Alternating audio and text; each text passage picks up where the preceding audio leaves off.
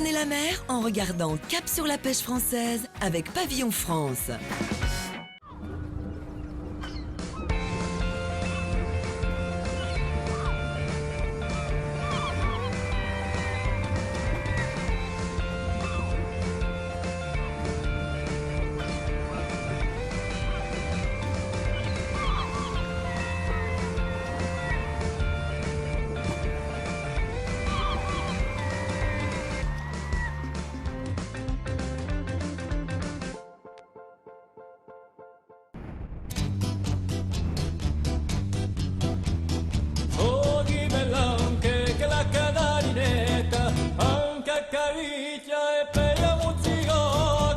Bonjour et nous venons de quitter à l'instant même le port de Century, un petit port discret où vivent une soixantaine de personnes à l'année, mais un port qui est le premier port français pour la pêche à la langouste. Alors aujourd'hui, à Century, la mer est un petit peu capricieuse, mais un des pêcheurs de langoustes du port a accepté de nous embarquer sur son bateau, c'est Bruno Strina, et on va aller le retrouver, il est aux commandes du navire. Bonjour Bruno. Bonjour. Alors, Bruno, là sur votre écran, on voit les bancs de poissons et les fonds, mais on voit pas les bancs de langoustes. Hein. Ah non, les bandes de langoustes, on ne les voit pas, elles se cachent dans les rochers, elles sont plaquées au sol, dans les trous des rochers, c'est leur tanière, on va dire. Hein. Il n'y a que quand elles migrent là, elles se déplacent à la queue leu comme les Indiens. Hein. Mais sinon, on ne les voit pas. Ça arrive qu'on fasse des belles pêches de langoustes? Oui, oui, ça m'est arrivé il y a quelques années en arrière. Là, j'ai fait 270 kg de langoustes. Et le lendemain, 180 kg. J'ai fait pas loin de 500 kg en deux coups. Et là, c'était vraiment une pêche, on peut dire, miraculeuse. C'est le saint patron des pêcheurs qui était avec vous ce jour-là? Oui, Saint-Terrasse, il était avec moi et il m'a gâté. Et la pêche à la langouste, chez vous, c'est une affaire de famille? Écoutez, c'est une, deux, trois, la troisième et la quatrième génération. Là, on est des pêcheurs. Mon grand-père était pêcheur, mon père était pêcheur, moi je suis pêcheur et mon fils est pêcheur et restaurateur. Bon là, il a laissé un peu la pêche parce qu'il a pas mal de boulot dans son commerce à terre là, mais enfin il peut faire les deux. C'est lui qui est chargé de magnifier les langoustes que vous pêchez? Oui, c'est lui qui a cette tâche de cuisiner et d'apporter ces langoustes là aux clients qui viennent déguster ce produit qui est bon. Allez, je vois qu'on n'arrive pas très loin de la zone où sont vos filets. Je vous laisse faire et on se retrouve tout à l'heure. Allez, à tout à l'heure. On y va.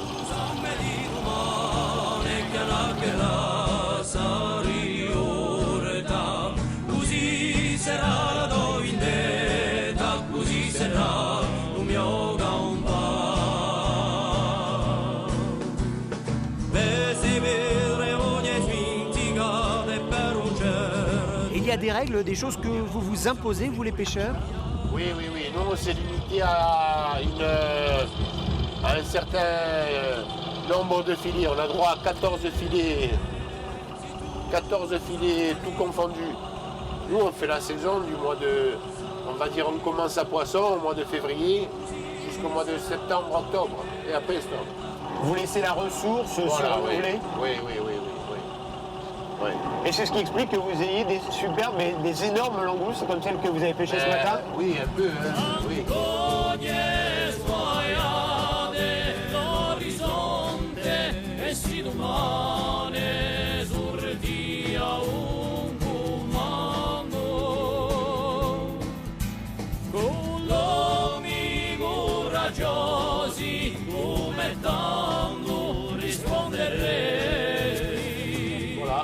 On a pris 5 belles langoustes, il doit y avoir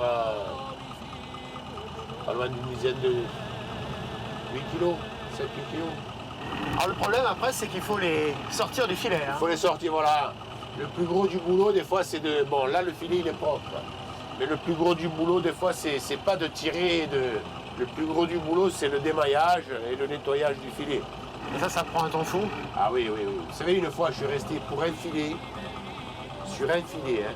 J'ai commencé à 6 h du matin jusqu'à 1 h de l'après-midi. À 1 h de l'après-midi, je suis allé me reposer. Je suis retourné à 3 h jusqu'à 9 h du soir. Et parfois, quand Et la langouste est prise dans le filet, on n'a pas envie de prendre un ciseau, un couteau, de tout couper pour la sortir? Non, non, non, non, non, non. Non, après, une fois que vous savez comment défaire la langouste, non, ça va, ça vient. Sauf que des fois, c'est vrai que la langouste est grosse, elle a du mal à passer par la maille. Mais si vraiment il faut faire une maille, on l'a fait. Hein. On casse la maille. Hein, si c'est une langouste de 2 kg, voire 3 kg, là, elle ne passera pas par la maille. Alors on peut, ça va, hein, on peut faire une petite demi-maille et la faire sortir.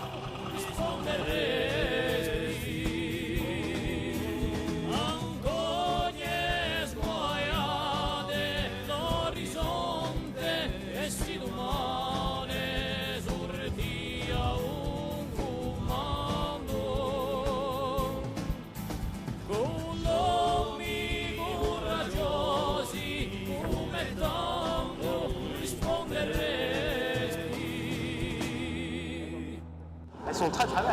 Hein. Ouais, belle langouste. Non, mais elles pèsent combien à peu près là? Ben ça, c'est des langoustes, là, elle fait 1,5 kg. Celle-là doit faire 2 kg et quelques. Et c'est ce qu'on pêche habituellement au large de Century? Oui, bon, il y en a des plus petites aussi. Hein. C'est à partir, bon, le poids, il faut qu'elle fasse à peu près dans les 450 voire 500 grammes. Hein. Voilà. Tout ce qui est en dessous 400 grammes, normalement, ça va à la mer. Donc vous les rejetez? On les rejette, oui. Alors, on va reposer les langoustes parce que je pense qu'elles ont... Oh là. Ah, vache. Elle vous a répondu. Elle m'a répondu, voilà. Des fois, quand elles sont nerveuses comme ça. Ouais. La fois que j'ai fait la belle pêche de 270 kg, j'étais seul à les démailler. Ouais. J'avais les doigts, les mains, c'était ensemble. Ah ben voilà, comme ça. Ensemble. Voilà. Ensemble. Alors une langouste, pour la... des fois quand il y en a, elles sont nerveuses, il faut la caresser comme ça, vous voyez. Et là, ça lui fait quelque chose et ça ne bouge plus. Ça la déstresse. Voilà. Une langouste comme ça peut être vendu combien? Ça, 1,5 kg, c'est dans les 100 €. Ah oui, donc pour vous, c'est une activité assez rentable, on va dire. Ouais. Mais bon, je vous rassure, des pêcheurs riches ici, il n'y en a pas. Hein. On ne peut pas être riche en pêchant la langouste. Ah non, on en vit, on passe l'hiver, quand on a fini l'hiver, on a dépensé ce qu'on a gagné la saison et on recommence à zéro. Et à ce moment-là, le poisson arrive et c'est un complément de revenu? Voilà, exact.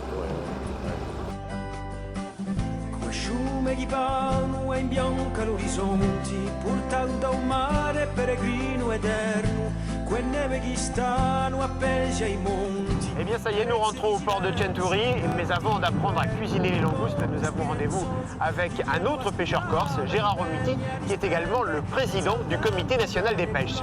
Silenzioso, chi a chi da tracciata, mondiale un accento più alto, sciappale. Mi ho da cantare queste risori, già si giù spera e poi le verità. Mi ho da cantare queste risori, già si giù spera e poi l'eternità. Bonjour Gérard. Bonjour Philippe. Merci Bonjour. de nous recevoir ici sur le port de Century. Ouais. On a du mal à imaginer que ce tout petit port discret au pied de la colline est le premier port de pêche à la langouste de France. Exact, ouais. Pendant des années et depuis des décennies, c'est vrai qu'il y a une grosse production de langoustes ici à Century, c'est qui a fait la renommée du Cap Corse. Alors vous nous disiez que cette pêche était très encadrée, très contrôlée. Oui. Ça se passe comment au quotidien? Dans les années 60, on travaillait toute l'année. Dans les années 63, 64, donc ça remonte à plusieurs années en arrière, on a commencé à la pêcher 7 mois. 7 à 8 mois par an. Et après, là maintenant, c'est une loi prud'homale, donc le comité régional là aussi. Donc si vous voulez, on la pêche que 5 mois par an. Alors vous nous avez parlé de prud'homme, de prud'homie. C'est quoi exactement une prud'homie et un prud'homme? Ah ben, la prud'homie vient du mot prude et homme. Nous sommes les ancêtres des prud'hommes à terre. Prude et homme. Et si vous voulez, c'est depuis 1640 que la première prud'homie, c'est celle de Marseille.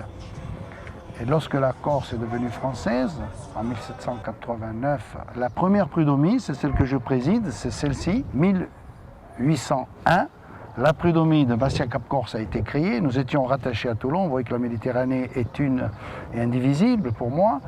Et donc il y a un système de gestion qui est l'ancêtre de ce que voudrait faire l'Europe aujourd'hui. Donc c'est en droit constant, sur des millénaires, un plan de gestion. Alors, le nombre de filets, le nombre de marins, ça s'appelle maintenant licence, AEP. Bon, à l'époque, c'était un patron, une barque, une vision, quoi. Finalement, on peut dire que vous êtes les premiers écologistes. Oui, c'est vrai qu'on a géré et nous sommes en même temps écolos. Donc je pense que le mieux, c'est de voir comment on parle aux demoiselles du Cap Corse. Alors justement, les demoiselles du Cap Corse, elles nous attendent en cuisine. Vous avez bien entendu compris qu'il s'agissait des langoustes. Allez, on part.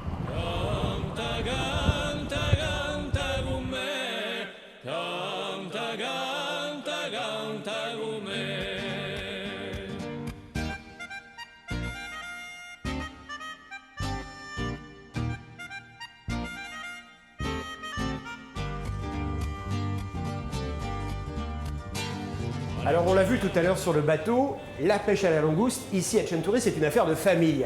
Il était tout à l'heure pour sa tenue de marin, il a maintenant sa tenue de chef. C'est Doumé, le fils de la maison. C'est moi, oui. Et c'est vous qui allez nous préparer ces langoustes. On va les couper en deux, après les faire blanchir sur la coquille pendant 4-5 minutes. Et après, une fois qu'elles sont blanchies, on les retourne, on les déglace dans leur jus et un beurre citronné et à table. Ça a l'air tellement simple qu'on va vous regarder faire. Allez-y. Ok.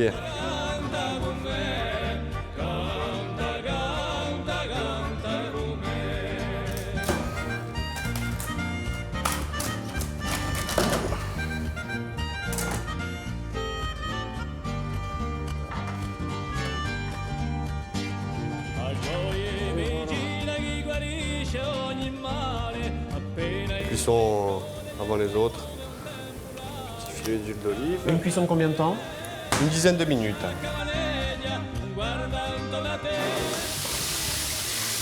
Hop, allez, on les cache un petit peu.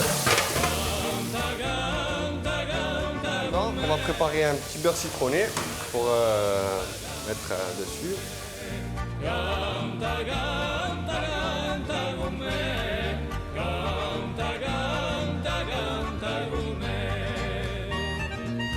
Donc là, on a les 4 citrons, la livre de beurre.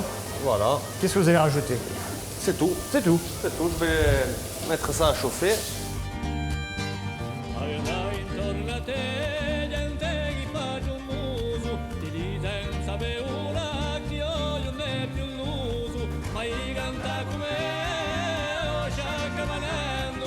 Et là, vous les laissez côté chair pendant combien de temps? Pendant 4 ou 5 minutes.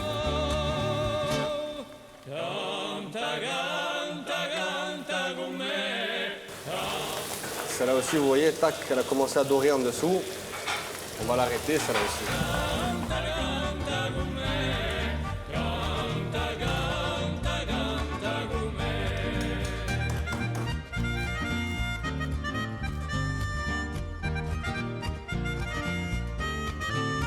Bon, alors là, Doumé, c'est la touche finale, le beurre citronné de la grand-mère. Le beurre citronné de mémé.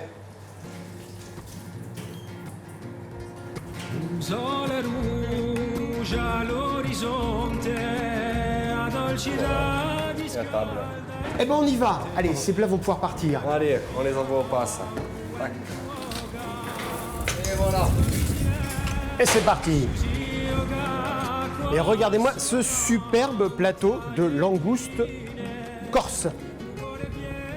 Il ne vous reste plus qu'à goûter. Et quant à moi, je vous retrouve la semaine prochaine pour découvrir une autre facette de la pêche en Corse. À bientôt. da dipende a sua libertà.